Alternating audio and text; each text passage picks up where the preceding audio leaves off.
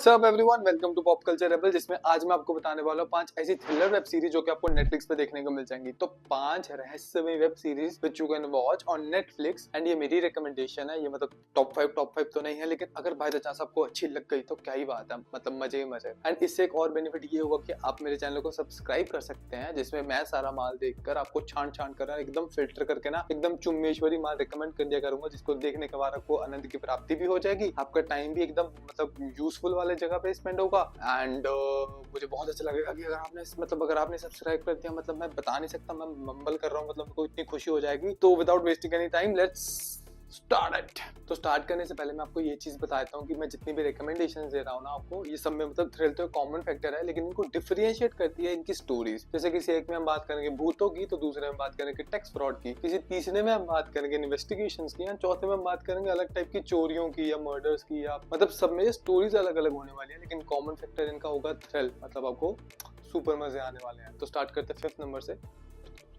ये मजदूर का हाथ है कातिया, लोहा पिघलाकर उसका आकार बदल देता है।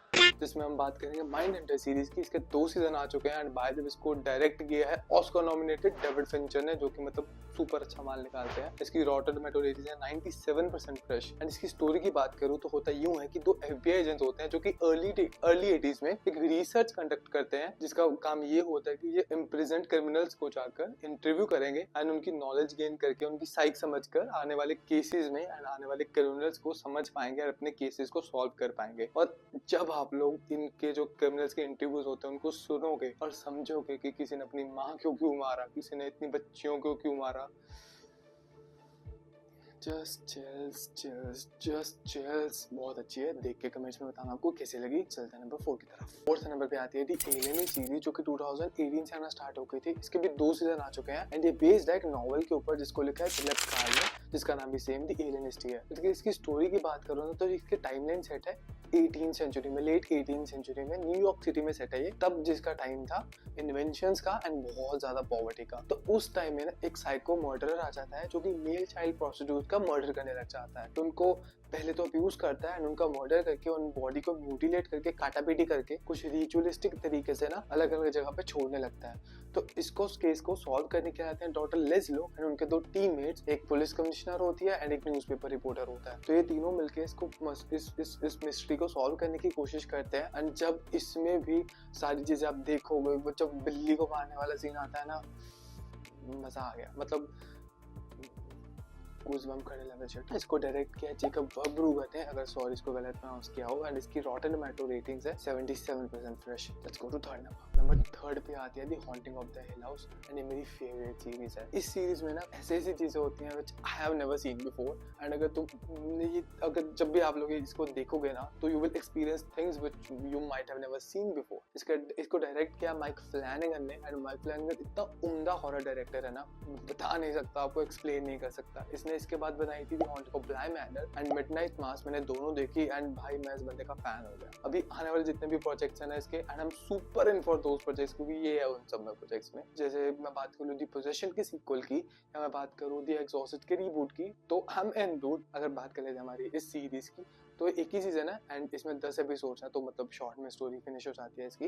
इस स्टोरी में 7 कैरेक्टर्स हैं एंड सब कैरेक्टर को एक एपिसोड दिया है उनके मोटिव्स एंड उनकी स्टोरी को एक्सप्लेन करने के लिए। तो अब कमेंट्स में बताना इसको देखने के बाद कि जो बाकी के 3 एपिसोड्स हैं उसमें क्या क्या होता है। इसकी स्टोरी लाइन इतनी अच्छी है, इसकी स्क्रिप्ट राइटिंग मतलब उम्दा लेवल की स्टोरी लाइन है इसमें, जो पास में एंड प्रेजेंट में एंड फ्यूचर में जो मोल्ड करती है इसकी स्टोरी, इतने परफेक्ट ब्लेंड होती है ना, अब देखकर। अबे जल्दी बोल, कल सुबह पनवेल निकलना है। ऑर्गेज़म लेवल शिट, ऑर्गेज़म आएगा आपको, ऑर्गेज़म लेवल। ये हॉरर सीरीज है लेकिन इसमें कोई भी जंप स्केयर्स नहीं है, तो इसको मैं थोड़ा सा थ्रिल की कैटेगरी में डाल रहा हूँ। अब इसकी स्टोरी की अगर मैं शॉर्ट में बात करूँ ना, तो 7 कैरेक्टर्स होते हैं, हस्बैंड वाइफ और उनके 5 बच्चे। इस समझ में शिफ्ट करते हैं हिल हाउस में एंड वो हिल हाउस कैसे उन बच्चों को हॉन्ट करता है कि फ्यूचर में जाने के बाद भी वो उस घर से इतना डरते हैं एंड उस घर को जब वो बेचने की कोशिश करते हैं उस घर में वापस जाकर, तो क्या क्या उनके साथ एंड क्या क्या चीजें उनकी वापस आती है। एंड बाकी सब एक तरफ जो इसमें मदर का रोल जिस लेडी ने प्ले किया ना, hats off to that lady. आप भी जब इसको देखोगे अब मुझे बताना आपको कैसे लगी ये सीरीज। इसके 3 एपिसोड्स एंड इसकी मदर का कैरेक्टर मतलब आई थिंक अगर आप लिमिटेड सीरीज देखते हैं या कम चीजें देखते हैं ना, तो जो इस चीज को एक्सपीरियंस करेंगे ना, out of the world experience होने वाला है आपके लिए। इसकी रॉटन टोमेटो रेटिंग है by the way 93% fresh and हाँ दैट्स इट आई गेस। चलते हैं नंबर दूसरे की तरफ। तो सेकंड नंबर पे आते हैं यू, मतलब तुम नहीं, यू सीरीज बाय OU, मस्त जोक मारा रे, ये हंस रहे हलकट हंस। जिसके 4 सीजन आ चुके हैं, 2018 से आ रही है ये, एंड इसका 5th सीजन भी आने वाला है, जो कि प्रोबेबली इसका लास्ट सीजन होने वाला है। इसमें स्टोरी कंक्लूड कर देंगे इसकी। एंड अगर स्टोरी की बात करूँ इसमें, तो इसमें हमारा कैरेक्टर है जो गोल्डबर्ग, जो कि एक young handsome book store manager है। बहुत अच्छा आदमी है, अच्छा स्वीट पर्सन है, बस इतनी सी प्रॉब्लम है उसकी कि बेचारा थोड़ा सा टॉक्सिक है एंड थोड़ा सा पॉसेसिव है। मतलब जिस भी लड़की को वो पसंद करता है ना, उसके आसपास किसी को आने नहीं देता। ठीक तो है इसमें, लेकिन अगर कोई उसके क्लोज आने की कोशिश करे या उसके और उसके प्यार के बीच में कोई टांग वाड़ रहा है, तो बेचारा उसको मर्डर कर देता है, which is perfectly fine according to me. लेकिन क्या होता है उसके मर्डर करने के बाद, क्योंकि उसके पास और प्रॉब्लम्स आने लगते हैं, इकट्ठी होने लगती है, तो क्या क्या करता है वो, किस किस को मर्डर करना पड़ता है उसको, कौन सा मर्डर जस्टिफाई करता है वो, और तुम्हें क्या लगता है कि क्या उसने उसका मर्डर करके सही किया या गलत किया, ये मैं आप पे छोड़ता हूँ। तो अब इसको देखना एंड इसको जज करना। मुझे तो जो गोल्डबर्ग इनोसेंट लगता है, बाकी आप बताओ। That's it.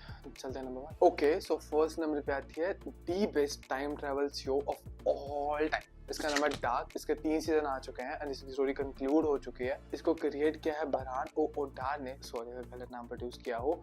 इसकी स्टोरी टेक प्लेस करती है जर्मन के एक छोटे से टाउन वेंटॉन में, एंड होता यूं है, इसकी स्टोरी की शुरुआत यूं होती है कि एक बच्चा होता है छोटा सा, वो गायब हो जाता है, उस टाउन से मिसप्लेस हो जाता है, एंड उसके बाद कुछ ऐसी चीजें ट्रिगर हो जाती है कि उस टाउन में जो अलग अलग फैमिलीज होती है ना, क्या क्या होता है उनके साथ, कि वो उन सब फैमिलीज की जनरेशन एक दूसरे से लिंक्ड है। और क्यों है, ट्रस्ट मी, इसको देखने से पहले एक कॉपी पेन रख लेना, मैंने भी रखा हुआ था, इतनी कॉम्प्लिकेटेड है। एक आई थिंक ये हिंदी में अवेलेबल है, शायद है, होपफुली है, मैंने इंग्लिश में देखी थी, लेकिन हिंदी में अवेलेबल है, तो थोड़ा नाम वाम समझने में आपको इजी हो जाएगा।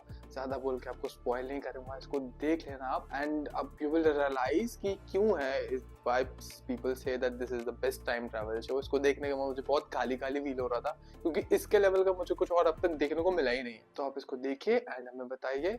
Thank you so much for your time and thank you for your support. Keep watching pop culture rebels. And अगर बाकी भी मूवीज का कोई रिव्यूज चाहिए या फिर वेब सीरीज के रिकमेंडेशन चाहिए, तो आप हमें सब्सक्राइब कर लीजिए, like this video and share with your friends who like thriller series. तो फिर that's it for today guys, hope to see you again very soon and yeah that's it, bye bye everyone.